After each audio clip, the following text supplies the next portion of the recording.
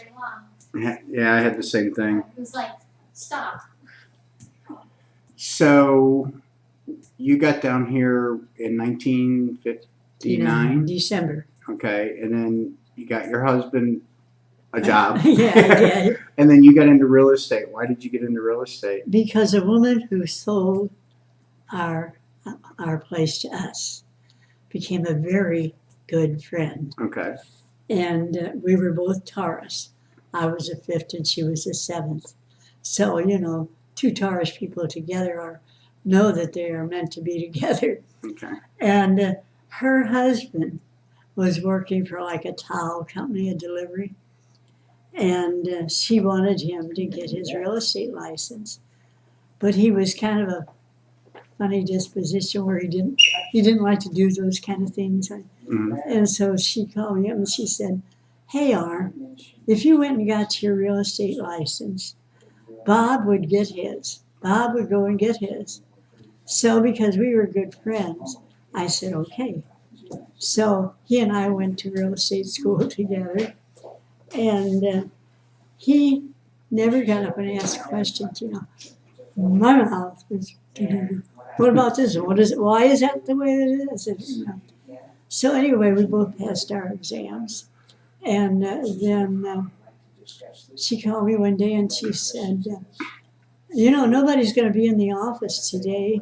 I can't come down until later. Would you mind going in the office and just if anybody comes in, you know? I said, okay, I could call her. That's what I thought. I could call her. So this man comes in and he wants to see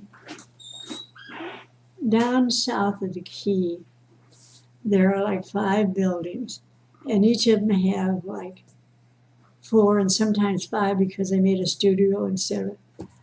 And so he came into the office and he wanted to buy something like that. And I said, oh, you know, they're down there.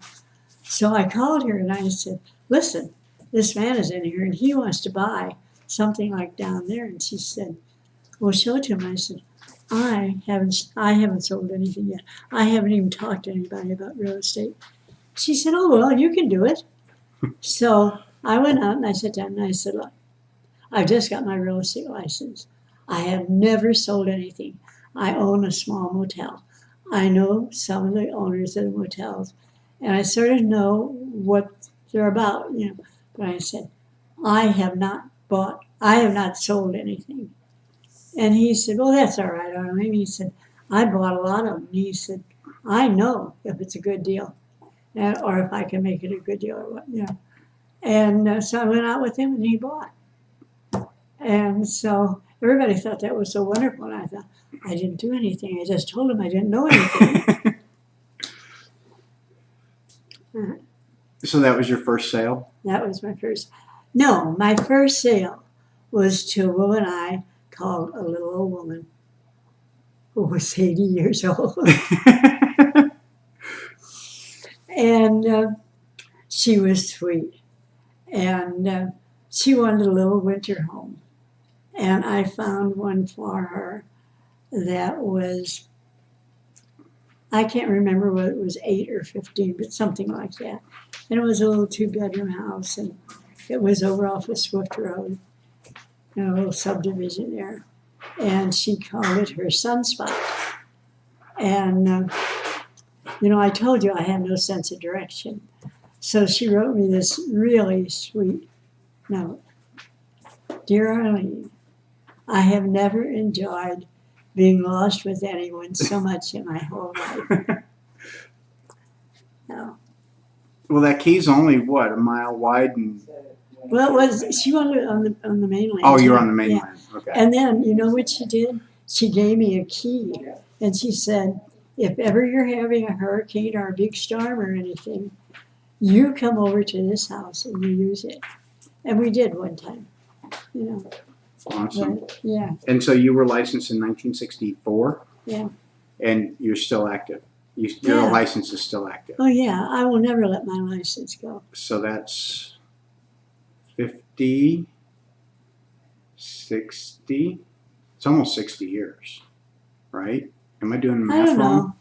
60 from, I don't know. I'm not good at 50, that. 50 years. 50 years. Yeah. Mhm. 64. That's why they made cell phones with calculators in them. Well, why don't we just say this is A really long 2013 time. or I thought it was 50 2014? And then take 60 from that. Isn't that right? It's 49 years. Mhm. I always said I would never, ever get my real estate license, that I'm going to die with it in my hand. Oh, I'm not really going to do that. So you've but always had a passion for it. Yeah. It's not just a job. No, it's not just a job. My dad used to buy and sell real estate. He wasn't a realtor, but he used to buy houses and he'd fix them up or he'd rent them out or something. And so owning your own home was something that I didn't think you could ever live in anything except what you owned, you know. And so when I was 18, I bought a house. And it was a little fixer up, but I think it was something like $300 way back when. And I borrowed the money from the girl I worked with, and every week out of my salary, she got a certain amount back until it was paid off.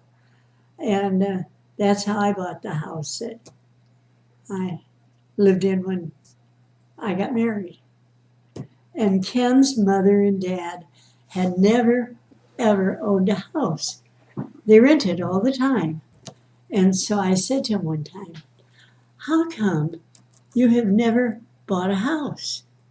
And she said, we were afraid we'd lose it.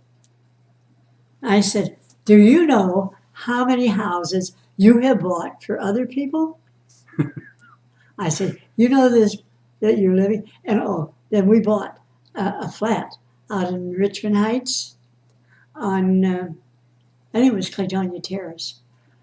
And they were so excited because when we bought it, you know, it was like they bought the upstairs and we bought the downstairs.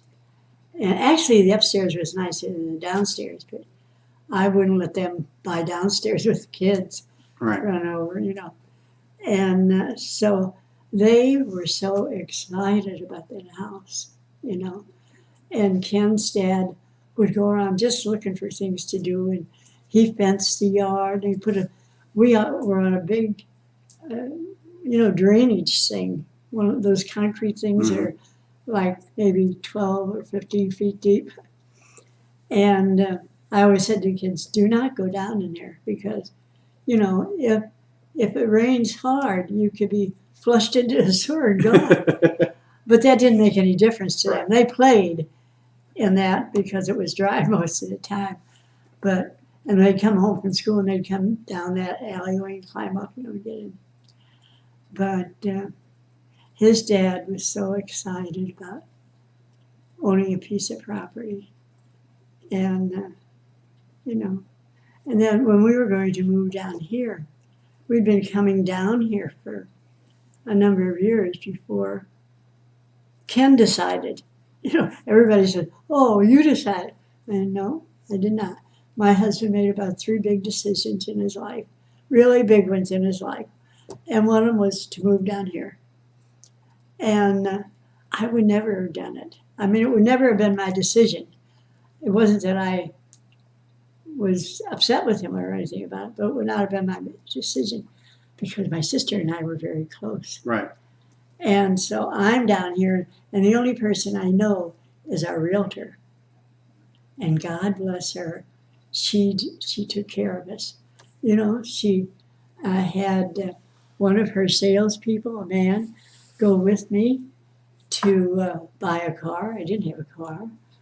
And I called the bank. Listen to this. I called the bank and said, I want to buy a car, and I don't have enough money to buy it. And they said, well, that's all right, Mrs. Holt. Just call us and tell us, have them send the paperwork to us, and we'll do it. I never put a penny down. In those days, it was shake your hand. Right. They knew you because you banked there. Well, I did, but I didn't have any money. You know, Ken sent money from home, it would go in the bank and then I'd pay it, you know. But I always laugh because there it was, you know, just send us the papers. And, you know, there were so many things that was different. And the North Bridge going over to, on Siesta Key going off, somebody, it only had pipe railings like that went across it, you know, and somebody went through it. And so for over a year, it had not a thick cord, but a piece of rope that went across there. And, you know, you're going over and you look. And my kids were starting to drive at that time. And I was in the passenger seat, which was on the side where there was just a string going in it. Well, I just inch over, you know. But So you lived on the Key for how long? since 1959. Right, but when did you move off the Key? Oh, after when Ken got really ill, Right. we had built a house, and when you built, then you had to build it of a certain level, over sea level, and I could see that Ken couldn't make the steps, and so I decided to move, and so I moved in an area called Southgate.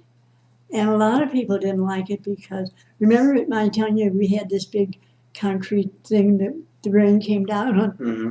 Well, across the street from us was the same thing, you know. And a lot of people wouldn't buy the house there because of that. But, you know, I didn't give it two thoughts. The house was a nice house, and it was exactly what I needed. Even to this point, I always said I knew God wanted me to have it because we had two walk-in closets in the master bedroom, and the distance between the wall between the two closets was just the right width to put what was in my workstation, which was like a chef robe type thing. And so I just felt that, listen, God just giving you everything here, you know. So your home office was in a space between the two walk-in closets. Yeah.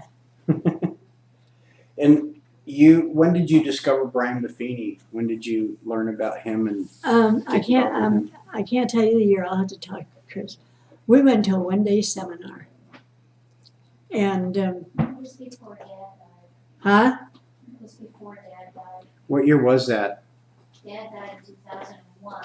Okay, It was a long time. Probably over 15 years, okay. maybe longer. It was But we went to we were to a half-day seminar, and Chris and I had made the little boy promise: buy no more tapes, nothing, do nothing. We got enough of those, and no matter what. Well, at the seminar, I was so tempted to buy the tapes, you know, because Brian is like a magician. He's like, what do you call the one who, The Pied Piper? the Pied Piper. He is like the Pied Piper. He just draws you to him. And so I wanted to buy his tapes. And I thought to myself, well, I promised Chris we would not buy any more tapes. And so the more I thought about it, the more I thought I really wanted to do something, you know. And so I thought, if I use just all my own money, I can do whatever I want, you know. So I called and I talked to him. And I told him, I said, you know, I made this thing with my daughter not to buy any tapes or anything. And he said, he said, I'm the type of person who puts my money where my mouth is. And he said, I'm going to be in Fort Lauderdale doing a seminar, and I will pay for a hotel room for you and your husband, and you will not have to pay for the seminar. So we went. And from that time on, we've been like I don't know, very close, Mhm. you know. And I called. Well, I didn't tell you this. I called. And I said, I'd like to talk to Mr. Buffini. Have I told you this? A little bit of it, but I haven't had. You keep stopping in the middle, so I want to hear it again. All right. I had heard him at the half-day seminar. Chris and I had agreed not to buy any tapes ever again because we had a lot of them. Uh-huh. And so then I thought, well, if I just spend my own money, it doesn't matter what I do, you know. So I called and I said, I'd like to talk to Mr. Buffini. And whoever answered the telephone said, well, you know, we can help you with that. If you want to buy the tapes, we can help you with that. And I said, no, I want to talk to Mr. Buffini, you know. And so they said, well, Mr. Buffini does not do this. It's our job to take care of these. And I said, I want to talk to Mr. Buffini. And so that went on maybe 3 times, maybe 4 times. And finally, when I called, they said, Mr. Buffini will talk to you at 8 o'clock on such and such a night. And so he called me. And we talked for an hour or more. And we just became, I don't know, good friends. And he gave me an most inspirational person award and named it for me. And he was going to give it out. And then he called and said one day, well, he said, I don't meet many inspirational people, and I'm not going to give the award to anybody else. So I have the only, and it's called the Arlene Holt Award. So I thought that was kind of neat. But he is really a wonderful motivator. And I love him. He's such a great person, you know. Well, someday you got to introduce me to him. I don't get to meet big dog people like that. Ah, And I don't have the persistence you do to keep hearing no and keep saying, I want to talk to Mr. Buffini. You're a very persuasive woman. Well, you know, I just don't take no for an answer very kindly. And that's one of the things he said to me. He said, I love the fact that you're persistent. He said, you don't give up easy. He said, I would say you don't ever give up. If you put your mind in a direction, you don't ever give up.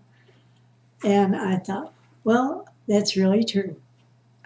When I put my mind in a direction, you may say you can't go this way, but I'll try to go around the back, and if not, I'll go through the window. But I'm going to do it, you know. And not so much anymore because I can't climb through windows. But that's always been my makeup. Like I told you at school, you know, I wasn't saying. Got spanked in front of the class. I still left, you know. But sometimes that's a foolish way to be. But I always feel, when I'm like that, I always feel that what I know is right. And if I know that it's right, nothing gets in my way. I just go. Well, I know that your religion and your spirituality has always been a huge guide for you. Yes, it has. So talk a little bit about that for me. All right. I don't know where to start with that. As a little girl, I went to Mass every morning. And in the beginning, it was that all of the classes went to Mass every morning before school started. But then they stopped that. But I didn't. And so I used to go to Mass every morning. And my mother was very spiritual. She was raised by the Sisters of Charity. So, you know, she was a strong figure in my life as far as spirituality goes. My father was an on and off person. You know, he would be really gung-ho for religion, and he'd go to Mass and communion. And on the day that he'd start that, we'd have a big breakfast, and you know, and everybody would have a happy, happy time because my father was going back to church. Then after a while, he'd get kind of tired of it. Or he would say things like, well, I know God is a woman because men aren't that compassionate, you know. And so There's a lot of people that would agree with him, by the way. yeah. But nothing really kind of swayed him, you know. And I'd say to my dad, it says that he was a man. And he said, he would always say, no man is as compassionate as Jesus was. He had to be a woman. And I thought, listen, God. Okay, No. we'll see you all a little bit later. Okay, have a good Have time. fun. I didn't know you were sitting there. I showed up. And so anyway, my father was on and off, on and off. But when he was on, everybody got up and went to mass. Whether you were a little kid who went all the time, like because sister said you were there, or the older ones. And so when he was really being a Catholic, everybody went to mass every morning. We were only a block and a half away from church. I used to roll my pajama legs up and I'd put on my winter coat and go to church like that. And, you know, we lived in a house, I think I told you, we lived on University Street. Yes. And that was always home to us until a tornado or a cyclone, or they're both sort of the same, but a little different, right? One of them took the roof off the house. And so we rented a house and for a while. And of course, my sister and I always had a nickel. And we would buy like these big pickles. They used to be really fat ones. And we'd go sit in the bathroom because that was our home. The only place we could get into the house was the bathroom. And we'd sit in the bathroom and eat our lunch At the old house with the at roof the old off. house with the roof off. And then my father owned a house in Pine Lawn.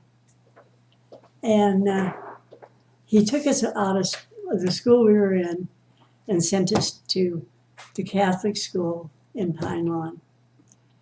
We hated it. And we had this thing, I had a vaccination. And my sister Nita and I had this thing about, you know, after an hour or two, that I would start saying, oh, I don't feel good, I don't feel good.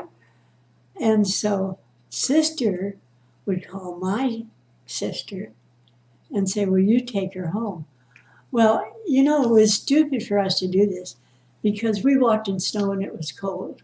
And then my sister had to walk back to school. But we did that 2 or 3 times a week, you know, and I don't know why they just never doubted that I was skinny. And everybody used to say to my mother, you're never going to raise that child. She's going to die of consumption. But you know what? I was eating right. I had all of the juice, the water that the vegetables were cooked in. All the vitamins were in there. And that's what I had. I didn't really want the vegetables or anything, but I had that sort of soup, I thought, you know. And I never was sick. The only thing I ever had was measles, and I had them good. But that was the only thing I ever had. And I was really a healthy child. Looked like I was dying of consumption because I was so thin. You know, you don't get fat on broth.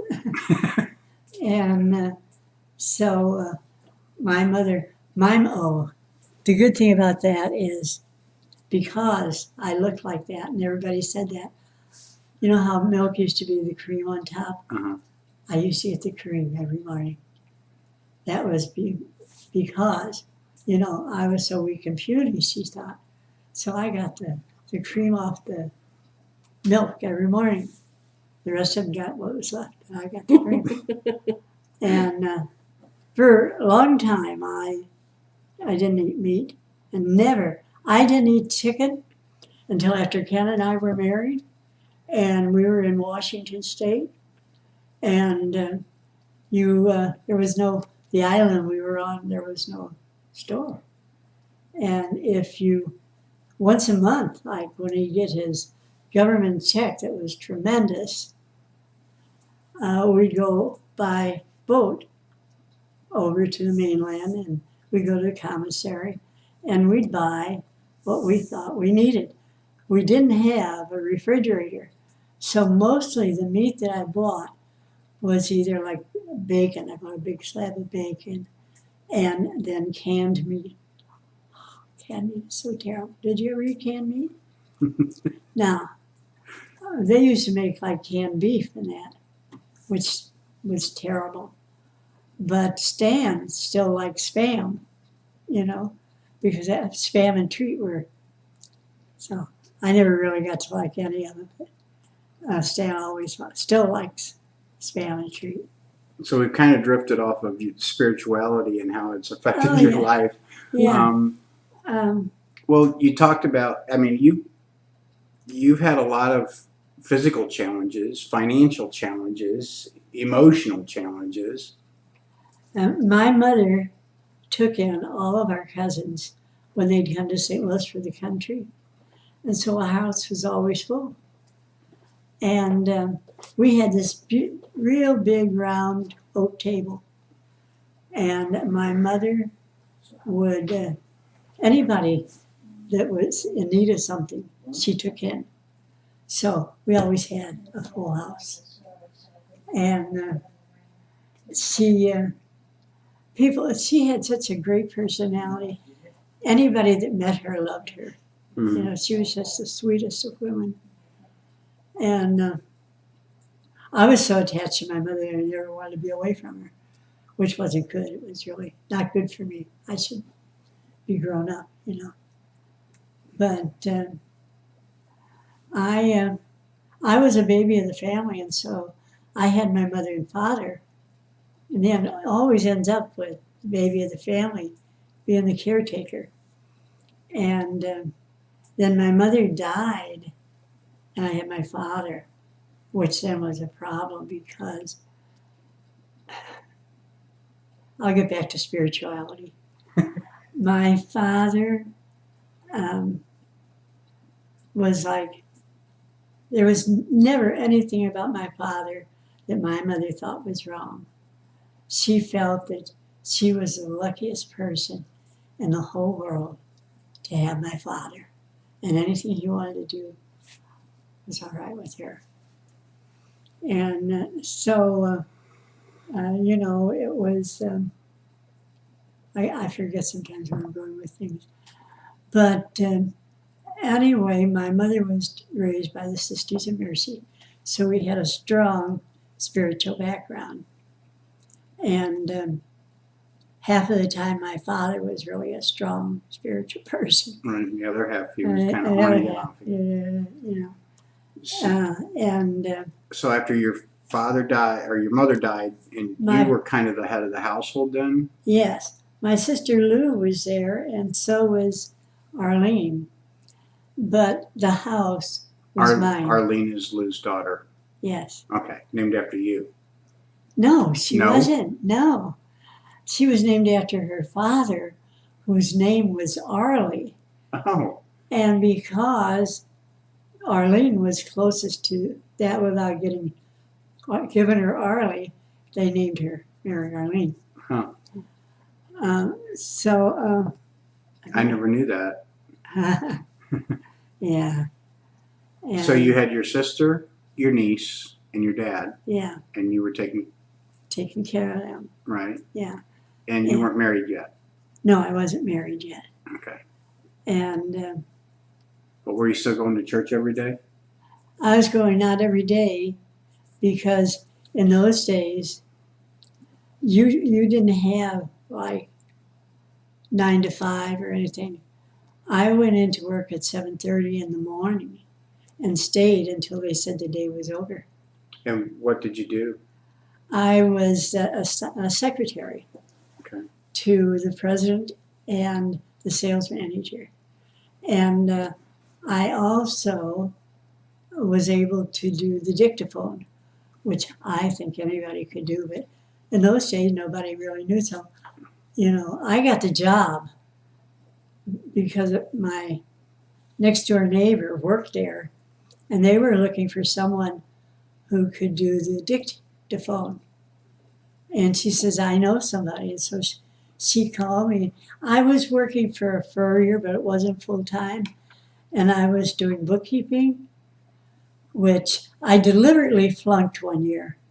I hated bookkeeping, and I didn't want to take it. But it was on my whatever. It's the syllabus to go to school. Yeah, when I went to Hadley Vocational High School. Right. And they made it a high school after I started. But it was there, and I had to take it. And I was so irritated about having to take bookkeeping that I just did nothing in the class. But then the next year, I had to take it in order to graduate. So the next year, I had gotten enough, just sitting there listening to it and flunking, to ace the course. And I had the highest score in our classroom. Right. But I didn't, I had done it by osmosis. It wasn't that I cared about it or anything. But somehow or other, whenever we had an exam, the answer just popped out. There it is, And so when So I you went, knew how to work the dictaphone. the dictaphone, Yeah. I know how to. Did they teach you that at school, or is that another time you just said, I know how to do this and did it? Well, it was a class I could take, but when I sat there, I thought, anybody can do this. You put the headpiece on and you type, And so I just thought, why have a special class? Just so you can do this, And then, of course, I had to take bookkeeping. And that was the time I decided, I'm not doing it. I don't like it, I'm not doing it. But then, before I could graduate, I had to do it. But I learned all kinds of things. Like they used to have this stuff that got ink all over your hands. It made copies. I forget what they call it. Mimeograph? So, yeah, I guess that's it. Make blue copies? Yes. And it was such a mess.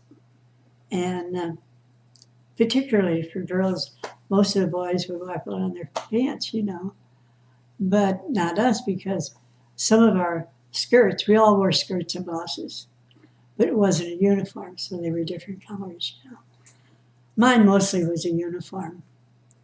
I had a gray skirt that was really nice. I liked it. A gray skirt and 2 white blouses.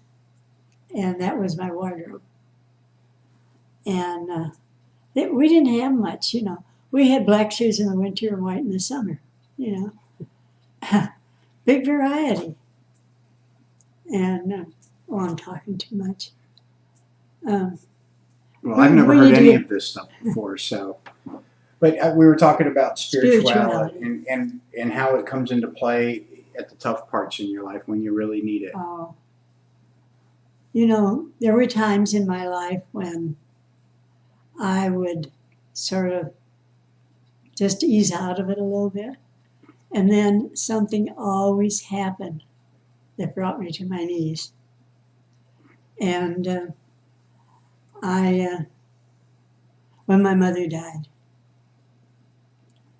I had a hard time accepting the fact that the doctors were saying she's not going to get well. She had cancer of the liver and she didn't have much liver left.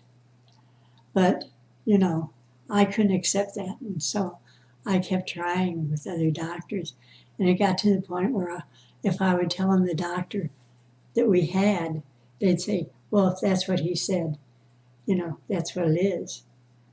And, but my mother was a very spiritual woman, and she was raised by the Sisters of Charity. And she was always the guiding point in the family spirituality. She was always the reason that my father got back, because hers was so strong, And I think I got very spiritual when I had my first child. And I realized that God made this child. It might be, a physical thing, but this baby has a soul and he's made by God. Ken was a long, skinny baby, and he wasn't really handsome because he was skinny and long, And one of my friends had nerve enough to say to me that he looked like a little old man. Well, I tell you, I fed that kid. I thought, you're going to have weight on you, kid. And I fed him, and I started feeding him baby food ahead of schedule because I didn't want him to look like a skinny old man. And but he was always adventuresome. He was always the adventuresome child. And, I was always at the emergency room with him. I don't know, he broke his arm several times. One time he fell out of the apple tree, another time he was standing on a little piece of wood that was on top of something else and was going this way. And he went down and he broke the same arm over again. And this is funny.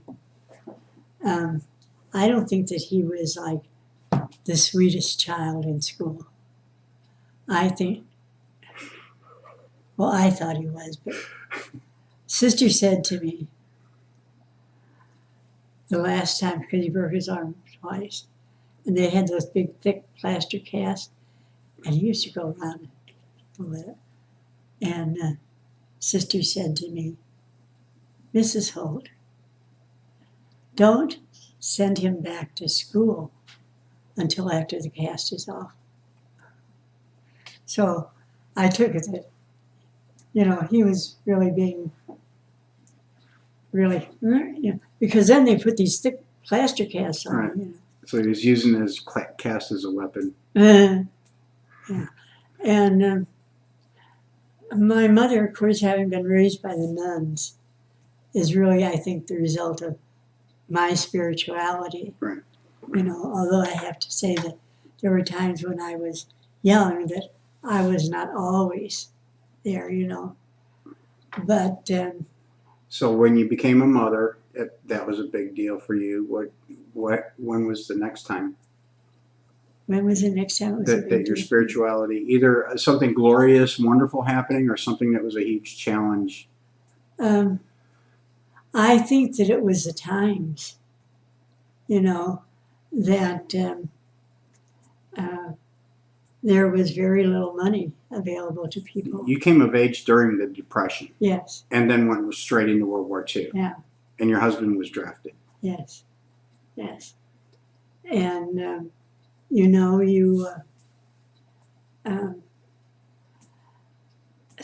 when you're raised with God in your heart, there is a time when that hits you again and you're there.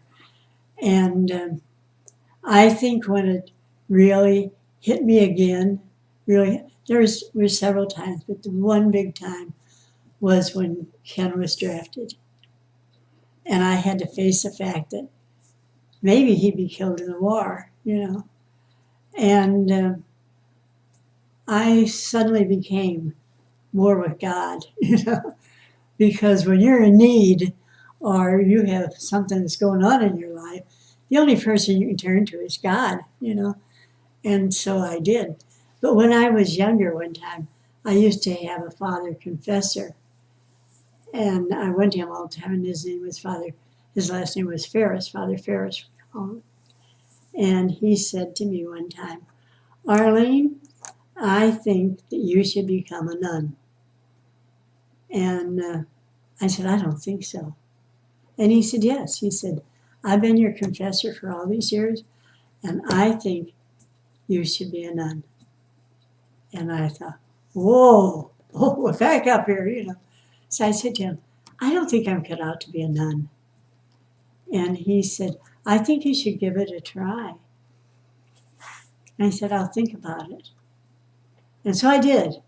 The more I thought about it, the more I knew that I was not to be a nun, you know. Maybe I was too worldly. I don't know. Maybe you had a different role. I had a different role. Your mission was different. My mission was to be a mommy And a And- grandmommy. and a And great grandmother, grandmommy. you know. And I just have loved being a mommy. And I've loved having children and grandchildren and great grandchildren. And I do it now on my great grandchildren because the other guys are all grown up. But I got these two adorable little great grandchildren. I have more. Doug and Snooky have great grandchildren. But I only see them a little bit. And Snooky is a wonderful person, and I love her deeply. But she doesn't want them to love anybody else as much as or more than her. And so, you know, you kind of get pushed back, you know. But like with Stacy's kids, you know, they'll come. And before they were in school, they used to come and stay weeks with us. And now when they come, they take care of me. You Yeah, because they're getting big. They are getting big. And I just love them to pieces. But I always get off the track, don't I? That's okay because I'm recording this and I can cut the good part. There's three different. I can put it all together so that it's three different tracks that all come together. So They're separate. let me ask you a question. If you had one message to give to your children, your grandchildren, and your great grandchildren, what would that message be? To love God with all your heart.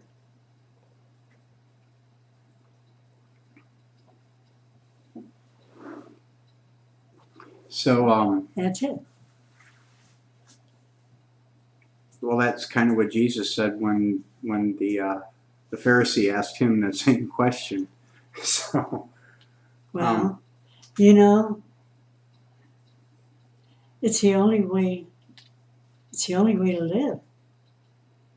And you know, I am so happy. I know that, you know, I did the life offering, and in it says you will not see purgatory.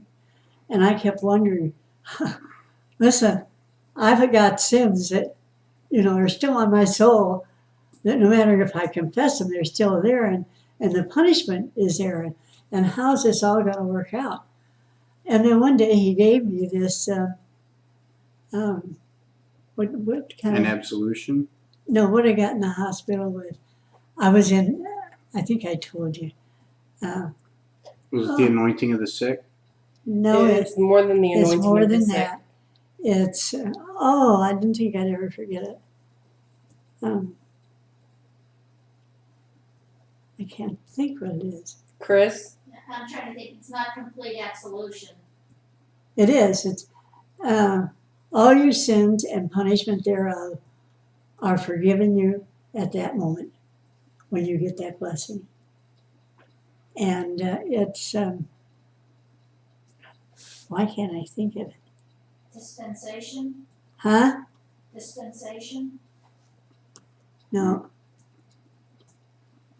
that's okay. It'll come to you sooner Yeah. or later. Yeah. But anyway, it's odd because God blessed me and He wanted me to have that.